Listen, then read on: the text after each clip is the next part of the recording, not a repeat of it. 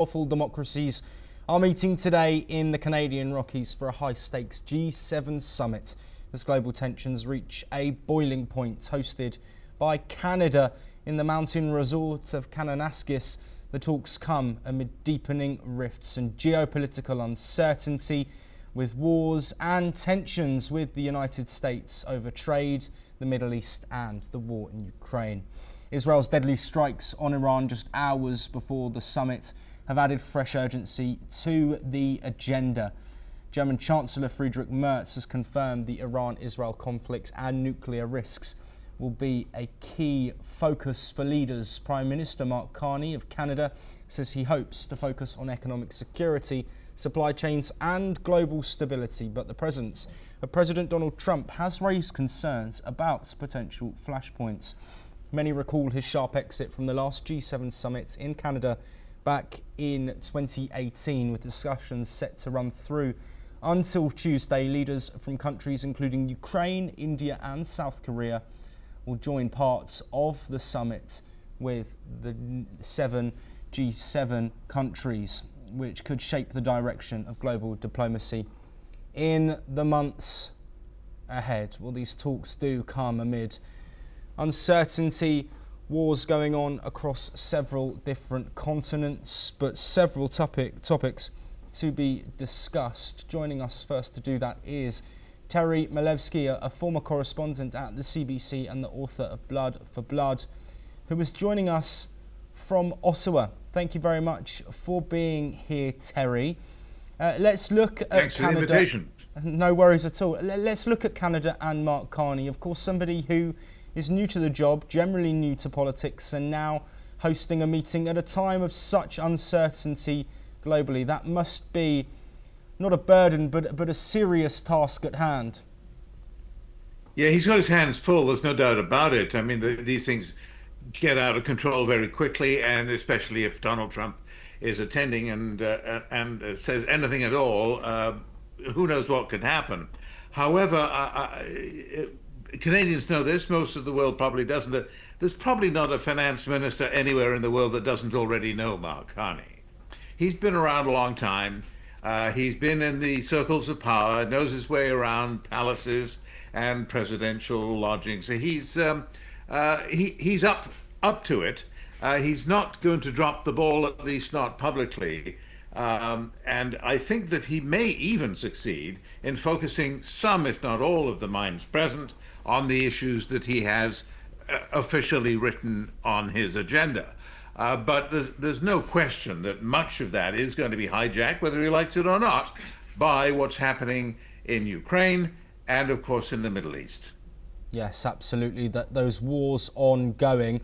I do want to talk about trade with you, Terry, as well. Of course, Canada has been involved in disputes with President Donald Trump, as several nations have. We know that conversations have taken place with key negotiators over potential deals. The United Kingdom have a deal in principle that is in place. But how significant is trade at this summit, and do we expect talks to be happening on the sidelines, maybe bilateral or even trilateral, to try and get those deals closer to being done?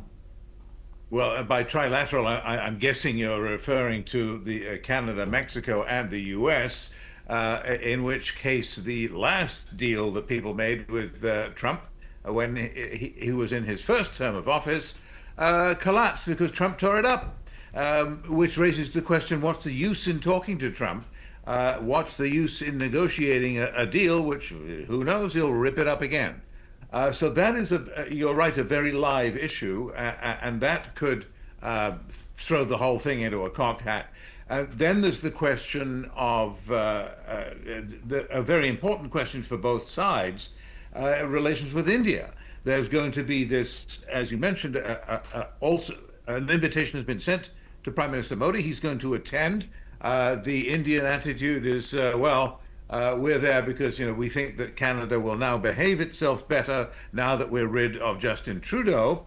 And the Canadians think, now that Justin Trudeau's gone, maybe we'll have a better chance of a better relationship with India, because they were on the brink of signing a free trade agreement. They were getting quite close on a free trade agreement before what happened, and you'll recall, of course, the mysterious murder of a former Air India suspect, and then, even more significant, the murder of an important figure in the Khalistan separatist movement in his just outside his Gurdwara in Surrey, British Columbia. And that, of course, as you know, threw the Canada-India relationship into a tailspin. It's now in a deep freeze.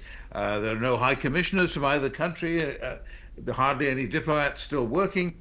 So that has to be fixed somehow. And how is it going to be fixed at a time when both Canada, which has a number of prosecutions pending against what they believe to be Indian origin gangsters, and accusations against Indian diplomats of crimes of coercion, extortion, and even murder inside Canada, on Canadian soil. And also, at the same time, the United States Department of Justice has a case against a now former Indian spy, an intelligence officer in New Delhi, who is alleged to have fomented the plot to murder Gurpatwant Singh Pannoon, the head of Sikhs for Justice. Again, the Khalistan threat is much more palpable for the Indian side than for the Canadians. The Indians blame the Canadians for letting it get out of hand and pandering to terrorists, they say, and the Canadians say, "Whoa, free speech, you know, you're allowed in Canada to fly the Khalistan flag and shout Khalistan Zindabad. It's a free speech country, that's not a crime." So how do you untangle that mess in order to restore what is an extremely important relationship for both sides? And that whole long paragraph I just gave you, that's all about just two of these countries. Three, if you count the United States, which up to now hasn't really mixed it up with India to the extent that Canada has. How Ghani fights his way out of that corner, how Modi fights his way out of his corner, because he has been accused of fomenting murder on Canadian soil, is a mystery. But the one bit of good news I'll finish with, try to brighten the picture, is that both prime ministers, Ghani and Modi, are sending a message that they intend to improve the relationship. They want to put all of that Khalistan stuff on a side track, focus on trade, have some happy talk, maybe restore diplomatic relations, and so they're sending a message that they intend to restore the relationship.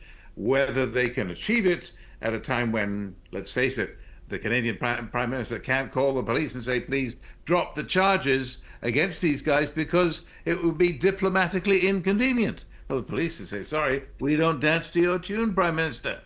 So yes. Terry, it's I'm sorry to interject. And I don't think they'll get out of it very quickly. Terry, apologies for cutting you off short there. We do have some breaking news that we are going to bring you